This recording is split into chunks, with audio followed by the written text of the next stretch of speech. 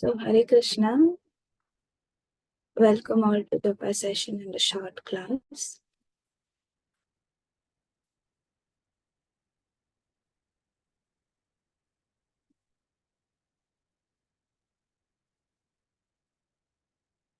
Today we will try and discuss on Bhagavad Gita, chapter number 9, text number 31.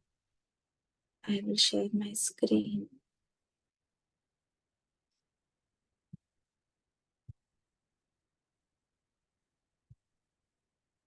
I would like to begin. Before beginning, I would like to offer my prayers. ओम अज्ञानतिमिरान्धस्य ज्ञानाञ्जनशलाकया चक्षुरुन्मिलितं येन तस्मै श्रीगुरवे नमः।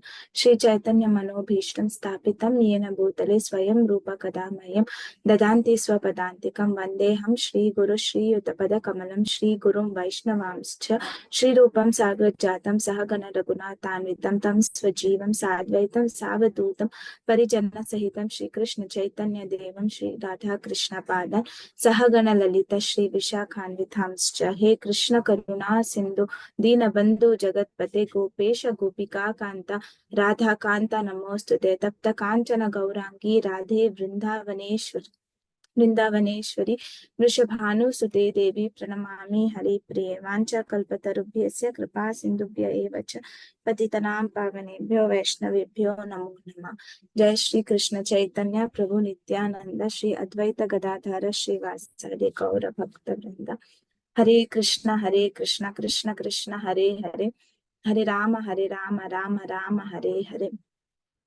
विष्णु पदाय कृष्ण प्रेष्ठाय भूतले श्रीमते जय पता कस्मिन् आचार्य पताय नित्य कृपा प्रदाय गौर कथा धाम दय मात्र क्रमताय नमः। ओम विष्णु पदाय कृष्ण प्रेष्ठाय भूतले श्रीमते तस्मै नमस्ते सारस्वती प्रचारिणे जय Shri.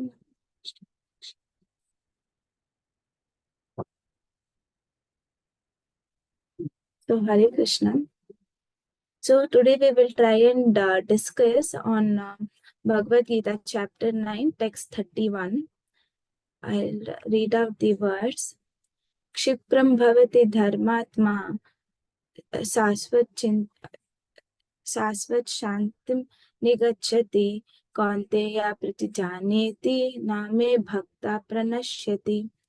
Word-to-word meaning, translation and purport by His Divine Grace A.C. Bhaktivedanta Swami Srila Prabhupada ki jai. Kshipram, very soon, Bhavanti becomes Dharmatma, righteous, Shashvat Shantim, lasting peace, Nigachati, attains, Kaunteya, O son of Kunti, Pratijaneti, declare, Na, never, me, my Bhakta, devotee, Pranashyati, perishes. Translation. He quickly becomes righteous and attains lasting peace. O son of Kunti, declare it boldly that my devotee never perishes. Purport. This should not be misunderstood. In the 7th chapter, the Lord says that one who is engaged in mischievous activities cannot become a devotee of the Lord. One who is not a devotee of the Lord has no good qualification whatsoever. The question remains then, how can a person engage in abominable activities either by accident or by intention be a pure devotee? This question may justly be raised. The miscreants has stated in the 7th chapter who never come to devotional service of the Lord has no good qualification, as it is stated in the Srimad Bhagavatam. Generally, a devotee is engaged in the 9 kinds of devotional activities. 9 kind of devotional activities is engaged in the process of cleansing all material contamination from the heart. He puts the Supreme Personality within his heart and all sinful contaminations are naturally washed away. Continuous thinking of the Supreme Lord makes him pure by nature. According to Vedas, there is a certain regulation that if one falls down from his exalted position, he has to undergo certain ritualistic process to purify himself. But Here, there is no such condition because the purifying process is already there in the heart of the devotee due to his remembering the Supreme Personality of God it constantly. Therefore, the chanting of Hare Krishna, Krishna Krishna, Hare Hare, Hare Rama, Rama Rama, Hare Hare should be continued without stoppage. This will protect the devotee from all accidental fall downs. He will thus remain perpetually free from all material contaminations.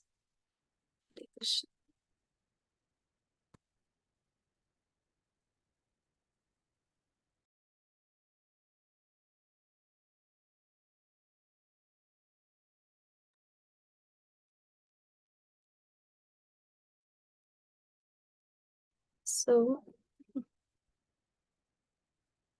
the verse that is being stated today in the Bhagavad Gita by the Lord, I will try and read out the translation again. So the translation goes as he quickly becomes righteous and attains lasting peace. O son of Kunti, declare it boldly that my devotee never perishes. So, for all the devotees who have just come into Krishna conscious, and for all of us who have been in Krishna conscious for such a long time, it is like a hope giving verse where the Lord is asking Arjuna to declare that his devotees will never perish. So, we being devotees, it is hope giving to us that the Lord is always there to protect us, that Krishna is our eternal protector and one who surrenders unto the lotus feet of the Supreme Lord.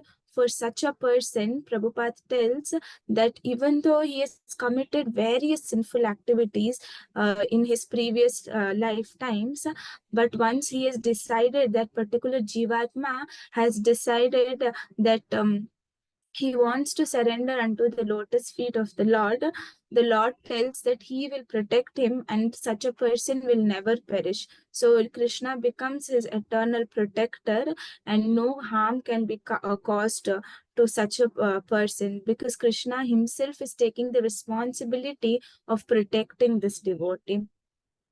So we can see this particular verse, Srila Prabhupada, I was hearing to a lecture from Srila Prabhupada.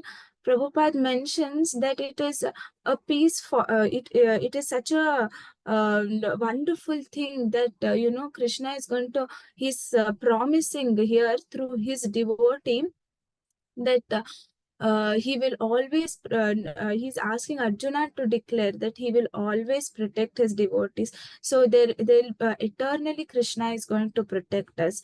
So that is what Prabhupada tells in that lecture, that Krishna is not telling that for this lifetime, only for this lifetime you tell out Arjuna that I will protect my devotees. No, Krishna is telling never. That means even after several lifetimes, even after several births, Krishna tells that once they've become my devotees and they've surrendered unto me, there'll be no they don't have to again take birth in this material world. So when there are two important things that we can note in the translation and even in the purport.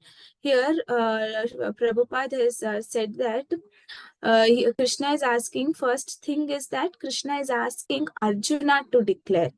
So that is the first point. That is very interesting, that here Krishna is not telling himself, but he's asking Arjuna to declare. And the second thing is telling that my devotee will never perish. So these are the two important points that I would like to talk and cover in today's session. So the first thing is that why is that the Supreme Lord is asking Arjuna to declare? Why is he not declaring? So Prabhupada in his one of the lectures, he wonderfully states a beautiful pastime and connects this verse with it. So why is Krishna asking? We all can get this question. Why is Krishna not declaring? Why is he asking Arjuna to declare? So he tells Kaunteya prati janeti name bhakta pranashyati. So he's telling, oh Arjuna, you declare boldly that my devotees will never perish. So here the Supreme Lord, Prabhupada tells that the Supreme Lord may sometimes break his own vow that he has made in order to, so the Supreme Lord will break his own vow. But when his devotees are promising, but when his devotees are declaring something, that should Krishna, without a doubt, he fulfills those promises. So Prabhupada gives the quotes and pastime from Mahabharata.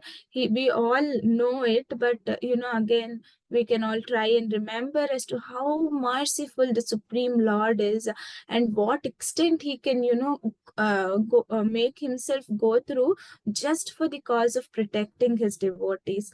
So Srila Prabhupada quotes this pastime wherein in the battlefield of Kurukshetra, there is Bhishma Dev. We all know as to how the Bhishma Dev was on the side of Kauravas, and he was fighting against the Pandavas, and somehow Pandavas were so strong, for the matter of fact that Krishna was on their side.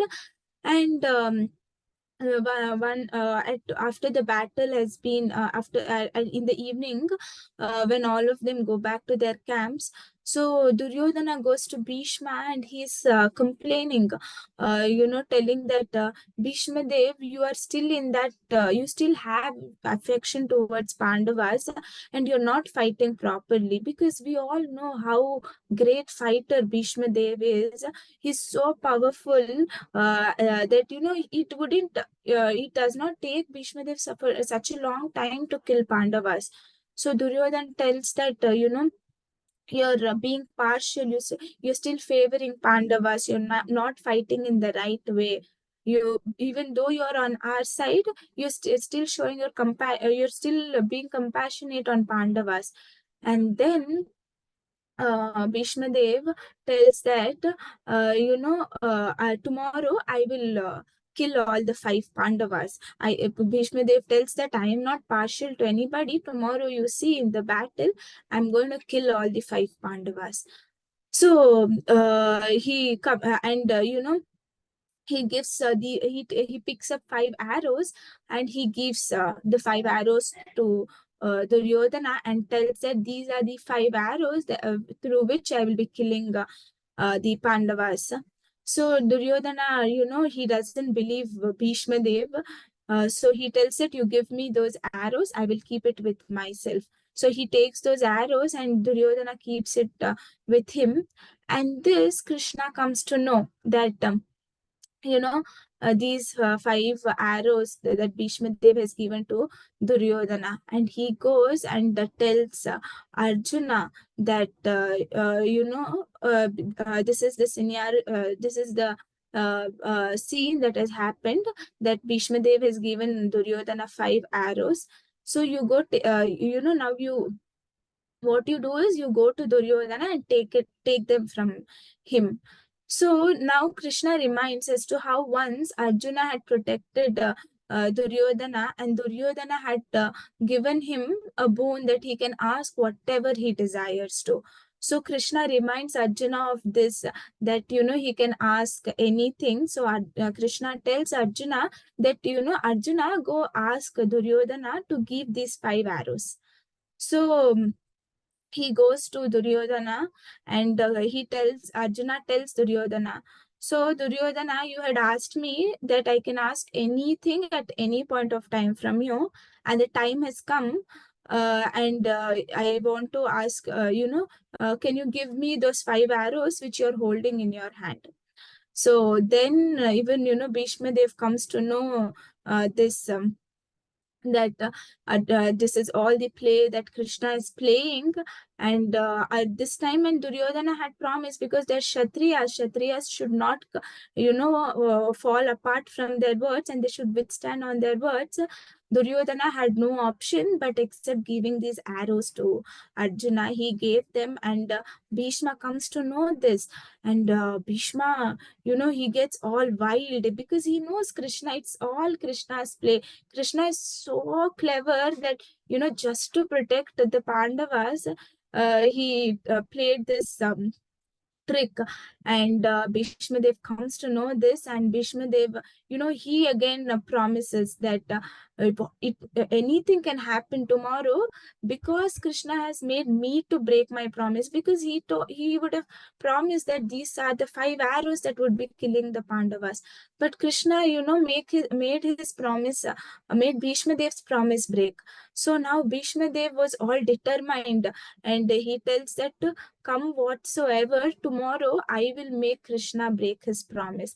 That is, Krishna had promised that he will stay on the side of Pandavas, but he will not fight. He was acting as a chariot driver for Arjuna, but he made a promise that he will never fight. He will never pick up a weapon in the battlefield of Kurukshetra. But now, because Krishna had made Bhishma Dev break his promise, now Bhishma Dev becomes very determined to break the promise of that Krishna had made of not picking up weapon in the battlefield. So he tells that, because he's made me break my promise, I will also make Krishna break his promise. Tomorrow, Krishna will pick up a weapon in the battlefield. So now this happens, and in the next day, Bhishma Dev starts fighting. He's shooting arrows at Arjuna, and it is mentioned that his arrows, it was aiming Arjuna. So it was such a sharp aim. His shoot was directly on Arjuna, and he was fighting in such a way that it was about to kill Arjuna. Arjuna's life was in danger. And this could, Krishna couldn't tolerate, because Arjuna is his dear devotee. And at this point of time, he becomes so concerned for Arjuna that, he picks up the chariot wheel, and he starts running towards Bhishma Dev. And then Arjuna tells, "Oh, my dear Lord, you have broken your promise. What are you doing? You please put the chariot wheel down. You've promised that you're not gonna pick up a weapon in the battlefield. You're breaking your own promise. You please pick up, throw the chariot wheel." And looking at, Krishna break his promise, Bhishma Dev is all happy, and he's happy that he made Krishna break his promise. And now, Bhishma Dev stops shooting arrows on Arjuna. So here we can see Prabhupada mentions that Krishna, both the acts of Krishna was in favor of in favor for devotees. That is, Krishna was, fulfilling both the vows he had made. Because Bhishma Dev had promised that, he will make Krishna pick up weapon in the battlefield of Kurukshetra, in order to fulfill his words. That is the words of Bhishma Dev. Krishna picked up the chariot wheel, because Bhishma Dev had told that tomorrow Krishna will pick up weapon in the battlefield. In order to make the words of his devotees true, he picked up the chariot wheel. And since he also promises that whenever my devotee, wherever he calls, I will be personally present. He tells this to Narada Muni, that dear Narada, whenever my devotee, at whatever situation, wherever he calls me, I will come and protect him. And because he tells here that Name Bhakta Pranashyati, in order to protect his dear devotee Arjuna, he picks up the chariot wheel. So we can see as to how merciful to what extent that Krishna does not even, think for a minute about himself, and he doesn't even, even though he made a promise that he will not fight in the battlefield, he still, even though he had promised, and we know that whatever comes out of the lotus mouth of the Supreme Lord is the absolute truth, but he goes against his own promise just in order to protect his devotees. So we can see as to how, the Lord can go to any extent to protect his devotees. So I have picked up certain pastimes from Srimad Bhagavatam so that we can, correlate the same thing with today's verse. I'm sure all of us would have heard these pastimes unlimited number of times, but each time we hear it is, helping us remember the Lord and glorify his qualities and his devotees. So I would like to start with maybe Gajendra Moksha. So even in Gajendra Moksha, we know as to how Gajendra was an animal, he was an elephant, and he was calling out to the Supreme Lord. And I was hearing from Guru Maharaj that Gajendra, he was an animal, and he being in the body of animal, he was, making prayers to the Supreme Lord in Sanskrit, and he was calling out to the Supreme Lord. And the senior acharyas and all the Vaishnavas and all other acharyas in Brahma Madhva Gauda Sampradaya, they are writing that, it was always that Garuda was carrying Krishna on his back, and he was, we all know as to how Garuda carries. Garuda is the vehicle of the Supreme Lord. It is usually who Garuda carries Krishna on his back. But this time, Gajendra's prayers were so intense that Krishna is faster than Garuda, and Garuda is flapping his wings to match to the Bhakta, the Vatsalya Bhava, the that compassionate nature of the Supreme Lord on his devotees, because his Krishna is so eager.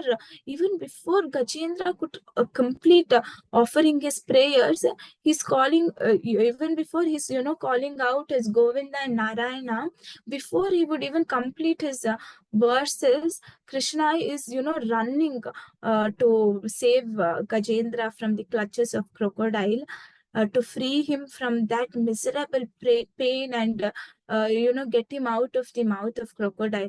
So we can see as to how Garuda is flapping his wings, and he's trying to match that, so that he could match the speed, match that quality of Krishna, where he's in such a position, he's so eager to protect his devotees. So this is one pastime wherein Krishna is eager, and what he is telling is that Name Bhakta Pranashyati. Anybody who surrenders to Krishna, they will never perish. So on the other hand, we can see Kunti Devi. So all these are the so we have recently dealt with the prayers of Kunti Devi, and we all know as to how Kunti Devi was, remembering how Krishna had protected Bhima when the Kauravas had poisoned him, and when they were all put in that wax palace, and they were put in the fire was set. Even in spite of that, even in that situation, Krishna protected the Pandavas. And when they were sent to exile, and at all times when they had such they had to go through such situations which we cannot even imagine of, and Pandavas were put in such situation. And when Durvasa Muni gets his 60,000 disciples, and when Draupadi had already washed off the Akshaya Patra, and once the Akshaya Patra is washed, there is no more food that can come. Even in that situation, because Durvasa Muni, we all know as to how Durvasa Muni he gets angry really fast. But even in spite of that, Krishna, dealt it in such a tactful manner. And all of this Krishna did just to, protect Pandavas. So in the entire time, Krishna was always with Pandavas. So this is another example as to how Kunti Devi remembers all of this, and she tells that, if not for you, Govinda, who else could have protected us? And she specifically mentions this particular instance of Draupadi being disrobed. So here she tells, oh Govinda, in the entire Sabha, even though there were such, exalted personalities like Kripacharya, Bhishma Dev, Dronacharya, and not only them, when Draupadi's husbands, five husbands, all the Pancha Pandavas were themselves present in the Kuru Sabha when this disrobing of Draupadi was happening, but all of them, then nobody could protect them except you, O Govinda, she tells. So we know as to how, Draupadi was being disrobed in front of the entire Kuru Sabha. And it is being mentioned when she was being disrobing, she looks at Kripacharya, and Kripacharya, in an helpless situation, he puts his head down. He's hanging his head down, but he tells Amarendra Prabhu tells that he's pointing his finger above. He's so indicating that, oh Draupadi, now you are in a situation wherein nobody can help you, but you call out to that Govinda who is in his supreme abode. Amarendra Prabhu, he makes a statement, such a wonderful statement, telling that, the minute Kripacharya points his fingers upwards, Draupadi was so intelligent. She understood at that instant that only Govinda can help her. What took Arjuna 700 shlokas to understand, Draupadi understood it in just a finger point, that she has no other savior, and no, she cannot depend on anybody else except Govinda himself. So then she starts, praying. She calls Govinda Dwaraka Vasin. So now here, when she calls, oh Govinda Dwaraka Vasin, it is said that when she calls out to the Lord doesn't come immediately. And why doesn't Lord come immediately? The explanation for this is, she calls out Govinda, and when Lord hears Govinda, the Lord is on his way, and then she calls Dwarakavasin. So, because it is telling Dwarakavasin means the Lord who resides in Dwaraka. So, because Draupadi has told that he is a Dwarakavasin, it is said that Lord goes to Dwaraka and then comes back. So, just because Draupadi told he is a Dwarakavasin, just to prove the words of his devotees are so strong that Krishna even stands on them. So because Draupadi called him Dwarakavasin, Krishna goes to Dwaraka. And because of that, there is a delay, and then Krishna comes. And it is also said that Krishna, Draupadi was still holding on to her sari. And then, when it was out of her control, she started holding it on her teeth. And then she realized, nothing could help her except the Supreme Lord. And that's when she calls out. So that when she completely surrendered herself without depending on her, but depending on the Supreme Lord, and the Supreme Lord came, and not only coming, he, stood on the words that Draupadi spoke. And this time, we've seen as to how he comes in Kurma avatar, he comes in Masti avatar, he comes in Vamana avatar, but this time he came in the form of Vastra, and he supplied, he came in form of Vastra, that is in form of sari, to protect Draupadi. And, he started supplying sari, unlimited sari, to Draupadi. And Dushasan is disrobing Draupadi, and he's all wonderstruck. How can some women drape a sari, which is unending? And the acharyas write that this sari that Krishna, gave Draupadi, which was unending. It is, the unending love, the unending sari represents the unending love of Krishna for his devotees. So through this entire Leela that Krishna had performed, he was trying to display by supplying the sari to Draupadi that Krishna can even incarnate in the form of sari and protect his devotees. He doesn't have to every time come in. He doesn't have to come in form of Vamana, or he doesn't have to come in Matsya or Kurma avatar. He can even come in Vastra avatar, in form of Vastra, and save the devotees, save Draupadi. And he supplied unlimited sari, representing the unlimited and the inconceivable love that Krishna has on Jivatma. So it is said that even before Krishna protecting Draupadi, the holy name of the Lord protected Draupadi. So again, stating that the name and the form of the Lord are non-different. So it is not only this. Srila Prabhupada had, said that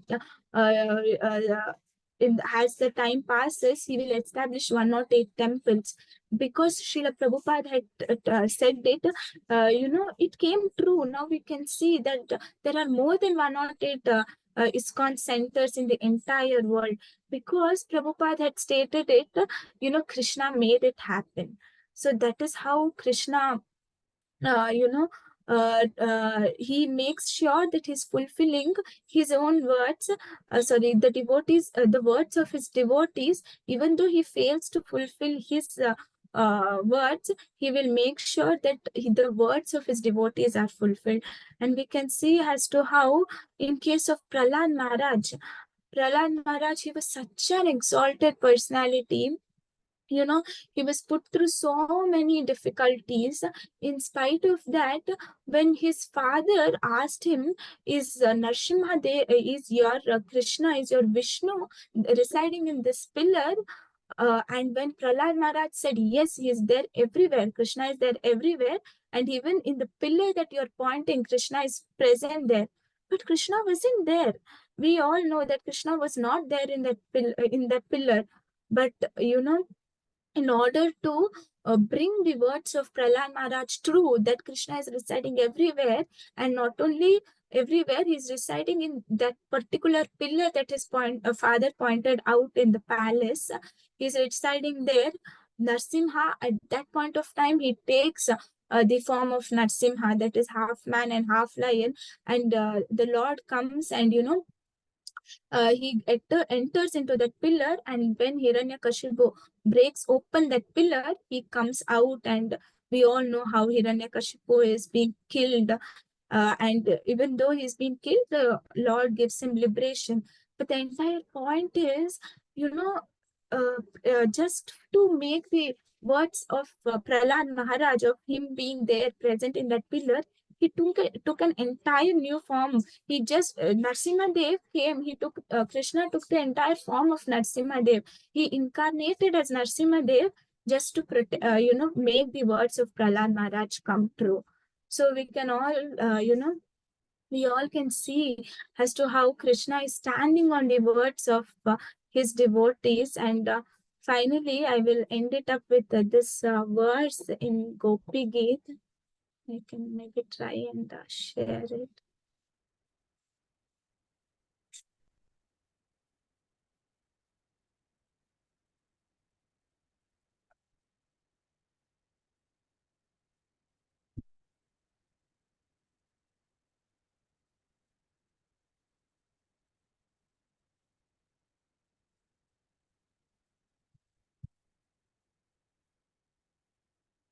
So in the Gopi Geet, there is a word that is stated as Vishajalapyaya Vyala Rakshasa वर्षमारुतात् वैद्युतानलात् वृषमयात्मजात् विश्वतोभयात् ऋषभते वयं रक्षितामुः.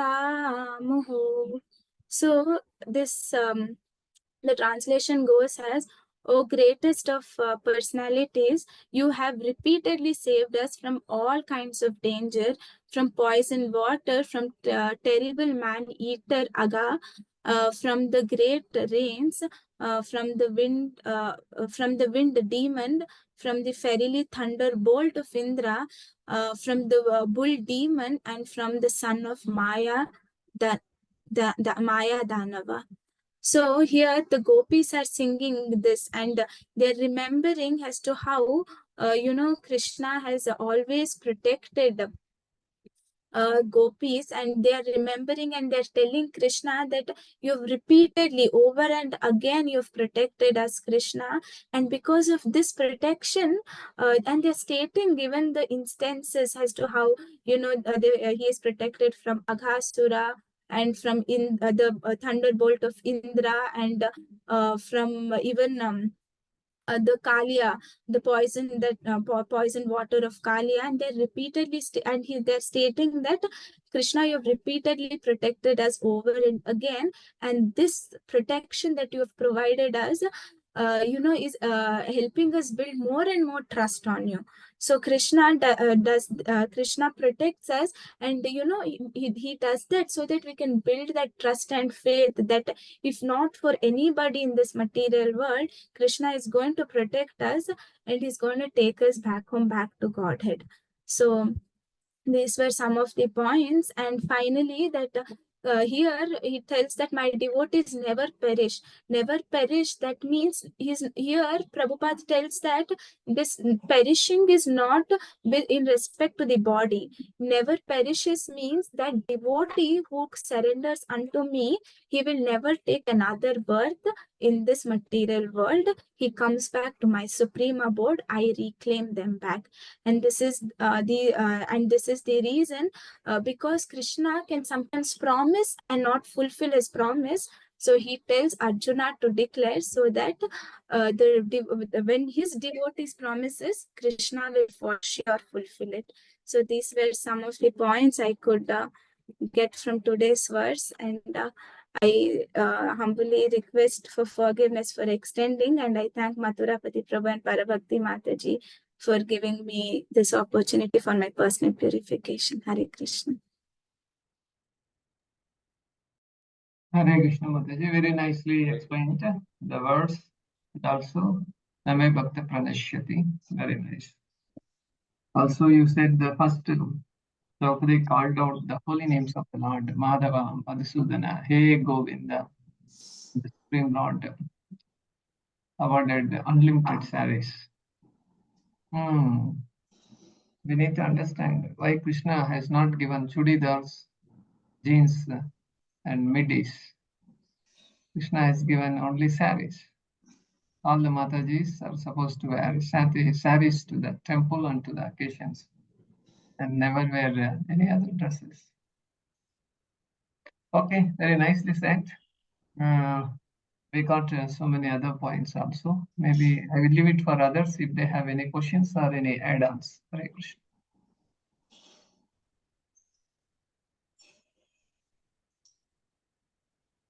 ಹರೇ ಕೃಷ್ಣ ಪ್ರಭು. ಹರೇ ಕೃಷ್ಣ ಮಾತಾಜಿ, ತುಂಬಾ ಚೆನ್ನಾಗಿತ್ತು ಇವತ್ತಿನ ಈ ಒಂದು discourse. So ಇದರಲ್ಲಿ ನನ್ನದು ಒಂದು question ಏನಂತ ಹೇಳಿದ್ರೆ, ಭೀಷ್ಮನು ಭಕ್ತ, ಅವನ ಪ್ರಾಮಿಸ್ ಅನ್ನು ಫುಲ್ ಮಾಡಿಲ್ಲಲ್ಲ ಭಗವಂತ, ಅವನ ಅದ್ಯಾಕೆ ಅಂತ. Mataji, Bhishma tells that I will make you pick up the weapon tomorrow in the battlefield, and Krishna did that because Bhishma had told that he will make him pick up the weapon. Krishna did pick up the weapon. He picked up the chariot wheel. and he was running towards Bhishma Dev, and that's when Arjuna tells, you're promised Krishna, you shouldn't be picking up the weapon. Is that your doubt, Mataji? Have I understood it right? No ಮಾತಾಜಿ, ಅವನು ದುರ್ಯೋಧನನಿಗೆ promise ಮಾಡಿರ್ತಾನಲ್ಲ, ನಾನು ಅವರನ್ನೆಲ್ಲ ಸಾಯಿಸ್ತೀನಿ ಅಂತೇಳಿ, ಅದನ್ನ ಯಾಕೆ fulfil ಮಾಡಿಲ್ಲ ಅಂತ. Then in that case, he would have promised to, kill the Pandavas. That is what you're asking, no? In the hand. So the Pandavas are his devotees, no, Mataji? So how can he have, elect his devotees being harmed? That's what the verse says, Verse says, Name Bhakti Pranashyanti. Krishna himself is saying that he can protect devotees in any situation. But the demons like Duryodhana and gang, they are not devotees of the Lord. So either the Lord through directly by him or through some other devotees, he can protect them. So Bhishma, actually, he does not have a desire to protect the Kaurava gang. Okay, Bhishma is one of the Mahajans. He knows pretty good that all the Kauravas will vanquish in the Kurukshetra war. And Bhishma, that's not Bhishma's desire. Okay? Bhishma's desire is that he's just playing a kind of drama only. And Krishna makes him play this kind of acting, everything. Okay. So Bhishma's desire, he has a desire that he wants to see Krishna break his promise and be angry and play the Virya Rasa. So that's what he wants to see Krishna in that way. So Krishna also fulfilled his desire, and as Bhishma wanted, he also broke his promise that he never, during the war, he did not want to take any weapon, but Bhishma made him take weapon. In this way, he fulfilled desire. To fulfill desire of a devotee, Krishna does not mind breaking any assurances and promises, just to please his own devotee.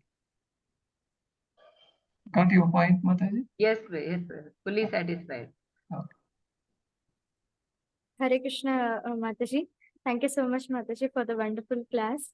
It was very nice, and it was faith giving in bhakti.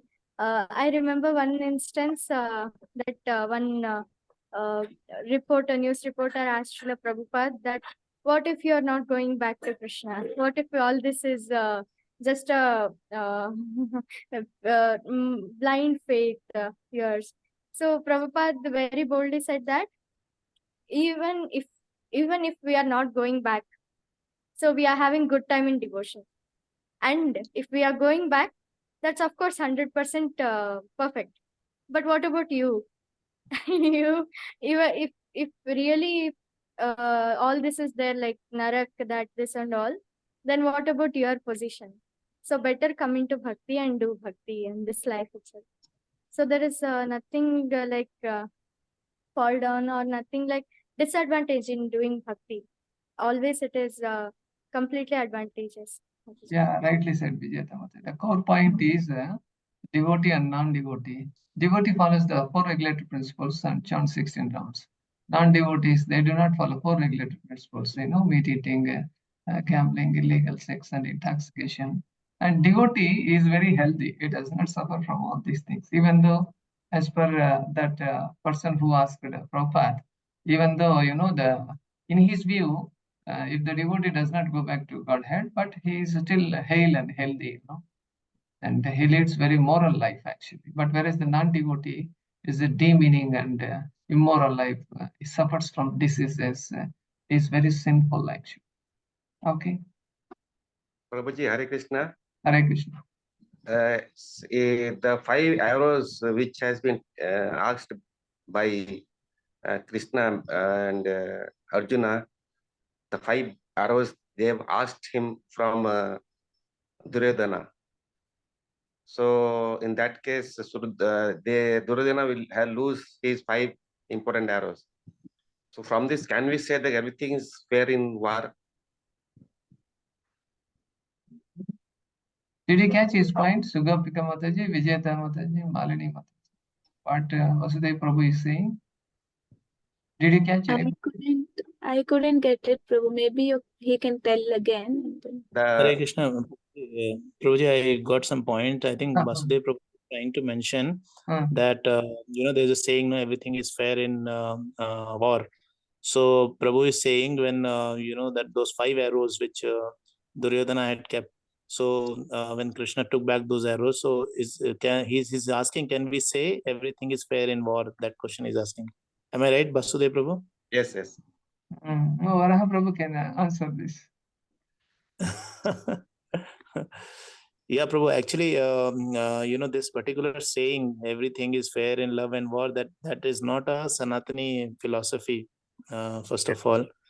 We don't believe in that. We follow the guidance which is given in the scriptures, and we follow the Acharyas and senior Vaishnavas. Now here in this situation, the devotees have taken shelter of the Lord. So Lord has done this because his ultimate, like Mataji was mentioning, the purpose is to, the devotees never perishes. So that is the point with which Lord is trying to, establish here. Yeah, Prabhu, this is what I have to say. Thank you, Prabhu. Yes, yes. Prabhuji, Hare Krishna, Dhanavad Pradam. Got the point. Thank you. Okay. Anybody else? The time is up. Thank you, Radha Sugopika Mataji, for your enlightening class. We hope to hear more and more from you. And open to all of you for all your prayers and announcements. Hare Krishna.